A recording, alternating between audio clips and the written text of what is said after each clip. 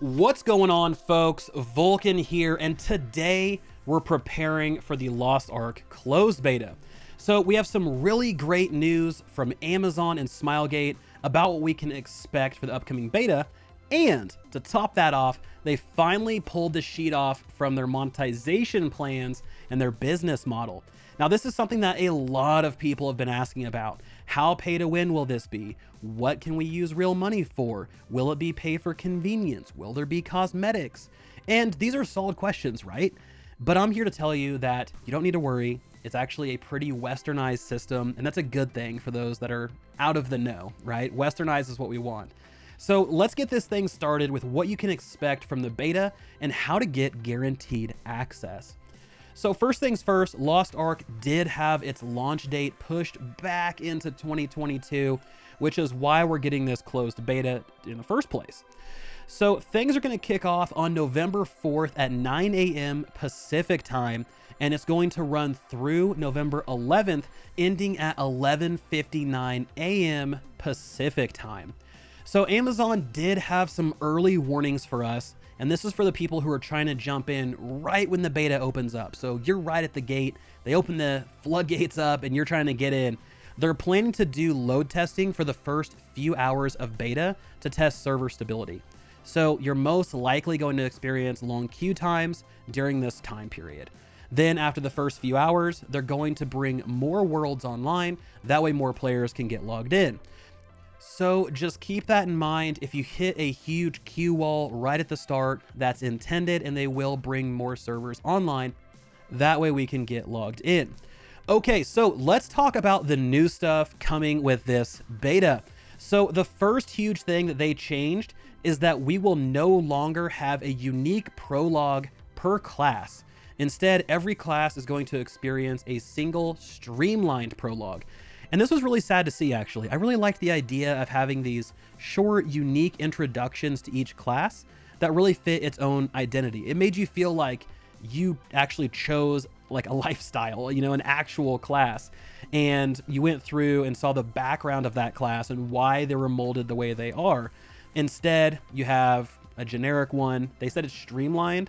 Obviously, I haven't played it, so I can't really say if it's better or worse yet, but the lack of unique prologues, I was kind of bummed out about. I was really hoping that these would stick in there.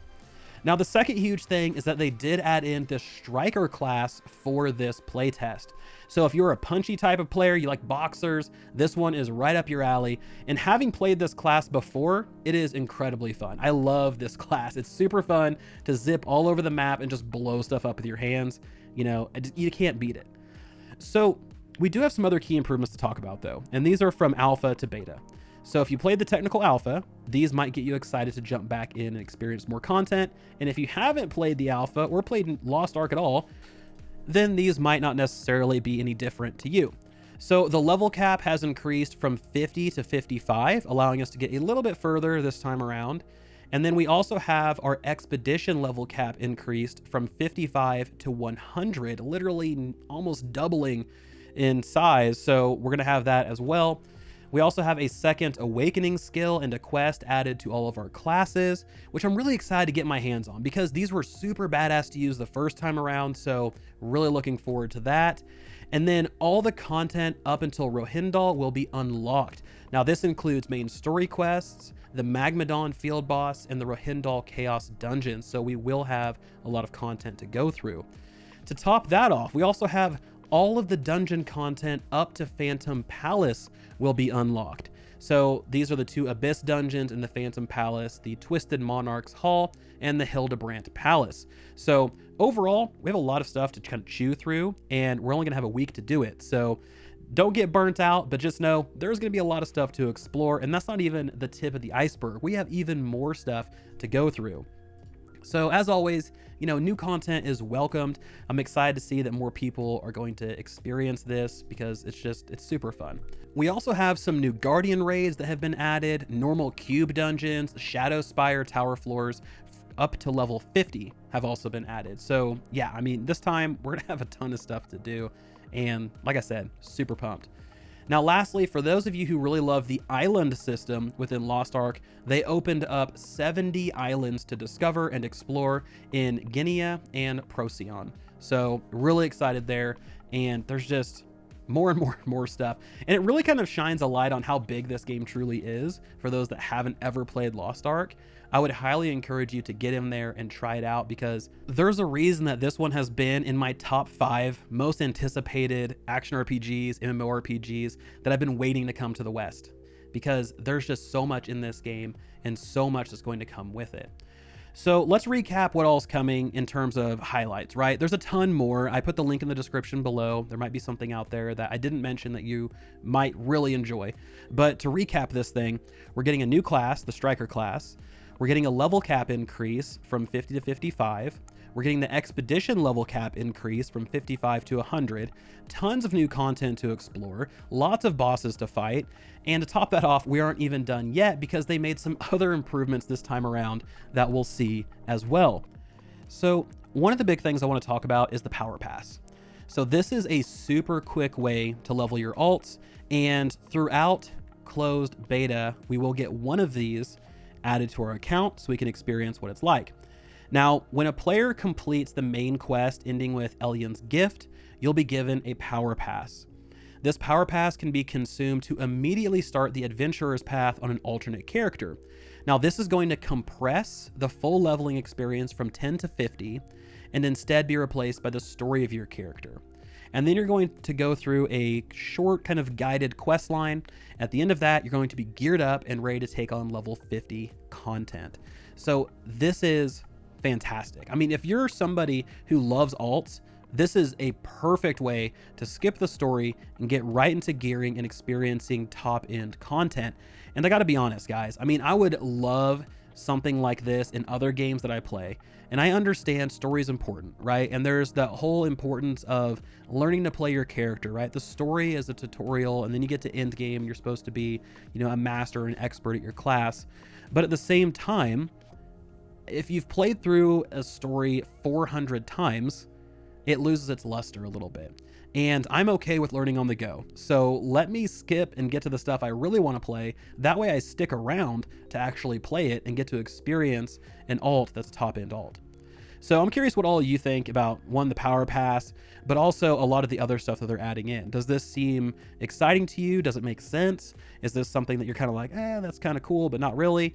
I want to hear from you, but we have some other stuff we need to talk about before we get into the monetization piece. So a couple last important updates that have been added to the beta, and I think a lot of you will really enjoy. One, we have custom PvP matches and spectating. This has been added to the game. This is going to be a huge feature for players who want to fight other players, obviously, but it also helps establish a competitive scene because you have the spectating feature, right? You can watch fights, do all that, and maybe even host your own tournaments. So cool stuff there. We also have Procyon's Compass. So this is a feature that showcases active field bosses or ghost ships and islands and chaos gates. And this is a cool way to give players a reason or a way to find the next thing that they want to go do. It keeps people playing, right? There's nothing worse than, what do I want to do? Well, I don't really know, because you don't know what you don't know. Having something like this, it puts everything in perspective, and you're able to go, I really want to go do this ghost ship that just showed up. Boom, I'm going to go. So it just gives a really good direction in order to kind of keep playing. So that wraps up the updates coming to the closed beta. Let's talk a little bit about the monetization portion that I referenced earlier. All right. So Amazon released a blog that brought some pretty good transparency on how they plan to make money and what players can expect to pay real money for. So from the jump, Lost Ark is going to be a free-to-play game. If you see someone charging money for the game, it's either a scam or you're looking at buying a Founders Pack. Now, these Founders Packs do come with a variety of cosmetics, a head start, some cash shop crystals, and some other great bonuses. Now, these are also the only surefire way to get into closed beta. Now, they do range in price from $15 all the way up to $100. Obviously, the more you pay, the more you get. But other than these Founders Packs, the only way you can get into the closed beta is to sign up on the website and then look for an email to see if you got in. So I do want to take a second to kind of look through these Founders Packs. You don't have to buy them, right? But let's talk about some of the pets and cosmetics. These will be exclusive to the Founders Packs. This isn't like something you can go buy in the cash shop or you can trade for later or earn in game. These will be truly exclusive, and only available through this purchase. Okay, so let's get back to the cash shop. So the cash shop itself will only feature cosmetics, convenience items, and services. Now, these convenience items are things like a pet that will auto loot for you, or a mobile storage tool that lets you access your bank without revisiting town. Now, the cool thing here is that everything inside the store, outside of services like name changes, can be earned by simply playing the game, and you can earn them through a currency called crystals. Now, crystals can be earned or acquired by trading them for gold on player-run exchanges like the player-to-player trading post that lets community members purchase and trade items that you earned in-game or from the cash shop. So imagine like the Grand Exchange, right? Now, I love the idea of a trading post and being able to trade various items for crystals that can then be used to buy shop items, or you can acquire shop items and then trade them for gold to use in-game. Now, this does come with a big question, right? Does this simulate or replace just buying gold from a gold seller? Like, can I go spend $20 to buy some cash shop items and then sell those cash shop items for gold, which essentially would be like buying gold? Similar to a World of Warcraft token, right? You buy a token for $15, you sell it for gold, and vice versa. It's the same system, right? Is it necessarily like buying gold? Not necessarily, I guess. You can definitely do that. You can view it that way, but you can also be completely independent and earn the currency yourself and then trade it. So there are various avenues and ways that you can go about acquiring crystals or acquiring gold, and they're all available in game. And speaking of currencies, I did want to cover what types we have. So we have 4 different types of currencies, and they're all pretty similar. So you have royal crystals. The keyword here is royal. So royal crystals are the only cash item in the game. You buy these with real money, and then you can use royal crystals to buy regular crystals or cosmetics or convenience items from the cash shop. Then you have those regular crystals. These are earned from completing quests, unlocking achievements, or they're purchased using royal crystals, or you can buy them with in-game gold. Now, these crystals are the main currency for the in-game cash shop and other items. So you have crystals that are used for the cash shop and royal crystals that are used for the cash shop. Then we have gold. Gold is earned through quests, raids, or they're exchanged for royal crystals. This is used to then buy consumables, gear, and reforging gear in endgame. And then lastly, we have silver. Now, silver is the one that's given for most of your game activities, and it's used to buy things like common materials, repair gear, travel expenses like, flight points, triports, all that stuff, or you can buy things from vendors. So, overall, it's kind of strange to have 4 separate currencies that are pretty close together and pretty similar, especially in naming convention. You have gold, silver, and then crystals, and then royal crystals. So, and all of these can be used for similar purchases, but still separate purchases. Now, I would rather have seen 2, right? One's your regular currency, one's a premium currency, and that's it. But at the end of the day, it's not overly confusing, it's just redundant. So keep that in mind. You're going to see a lot of different currencies in the game, and understanding which one will buy is going to be important as well.